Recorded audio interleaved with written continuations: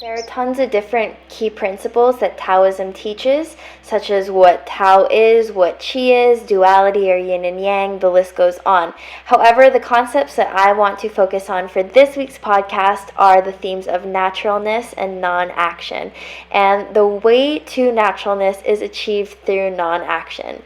So throughout the Tao Te Ching, the theme of naturalness, or also called tzu-jan, is extremely prevalent. Naturalness has not so much to do with the outdoors as it does with understanding one's individual and unique essence.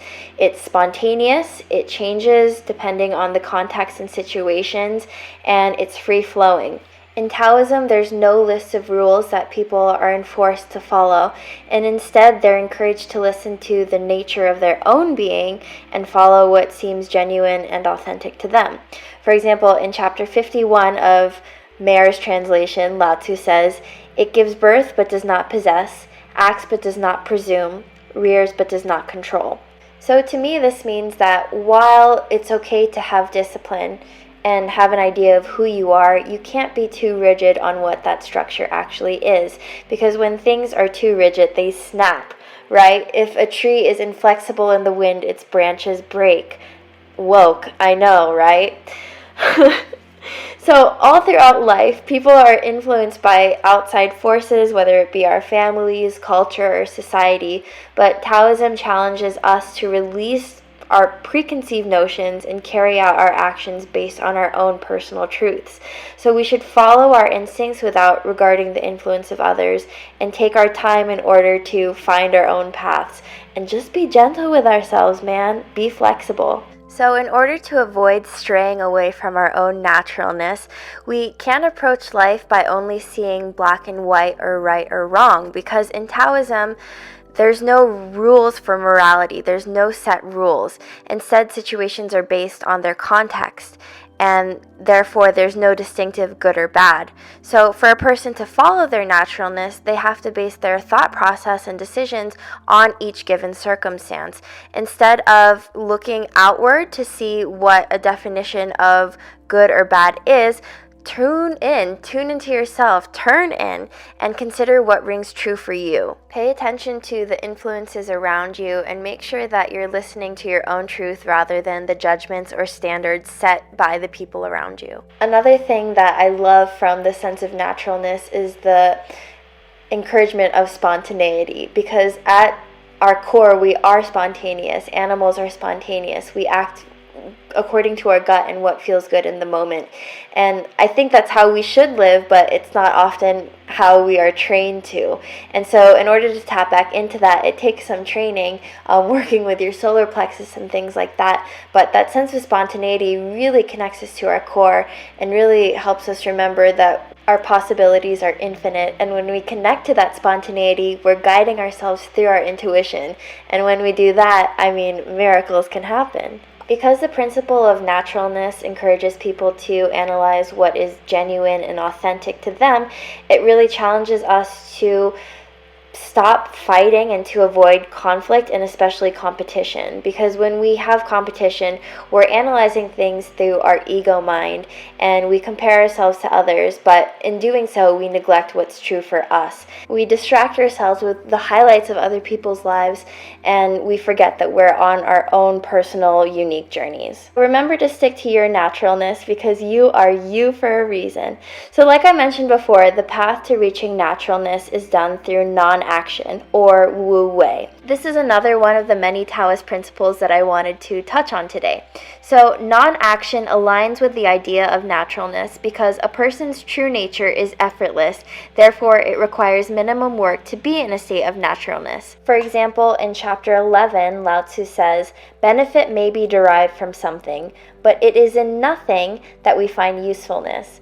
So in many instances, non-action or having nothingness has benefits. For example, Lao Tzu uses is the example of a bowl, saying that it's the empty space in a bowl that makes it practical. If you didn't have the empty space in a bowl, then you'd have a plate and then you couldn't eat soup, you know what I mean? Non-action shouldn't have a negative connotation. It shouldn't be interpreted to mean lazy or lethargic, but instead it encourages people to accept things and let them fall into place as they naturally would.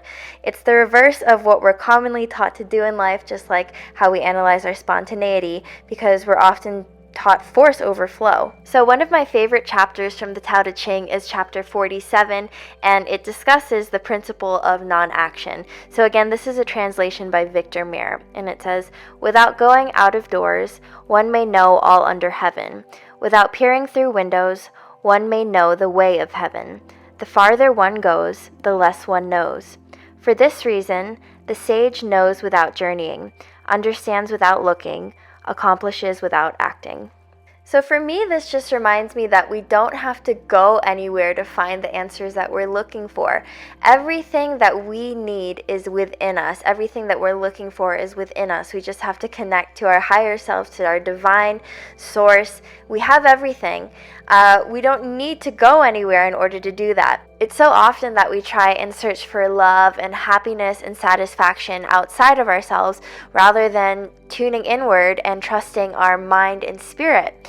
And when we turn inward, we don't lose energy outward. In class, I even remember discussing how meditation was exactly following the principle of non-action, because it's in meditation when we empty our mind and release and just be empty like a bowl, and through that we receive some of the most benefit. For me personally, through meditation is when I get the answers that I'm looking for. It's when I feel comforted, and things come to me so easily when I let go and stop trying to force things. All we're asked to do during meditation is to tune into our own naturalness. And when we achieve that sense of stillness and emptiness, we bring harmony to the mind, and then we allow that harmony to manifest throughout the rest of the body. During class, we even had an assignment where we had to write how we use Taoist principles in our everyday lives. And so as I was planning this paper, I had a structure planned out in my head. I had all the examples of what I wanted to write. And then when it was time to write the paper, I ended up falling asleep. And when I woke up from the nap, I realized that I was being very un-Taoist by trying to structure everything so rigidly. And in fact, the nap that I took was the most Taoist thing that I did. It was through my nap that I acted through non-action, and I was able to write my paper about taking a nap. And I said that the nap removed a lot of stress from my body, and that it gave me a subject to write about. It was the minimal amount of effort, and it helped me in the most beneficial way. Part of the reason why I love Qigong so much is because it's through non-action. It's doing the simplest of movements.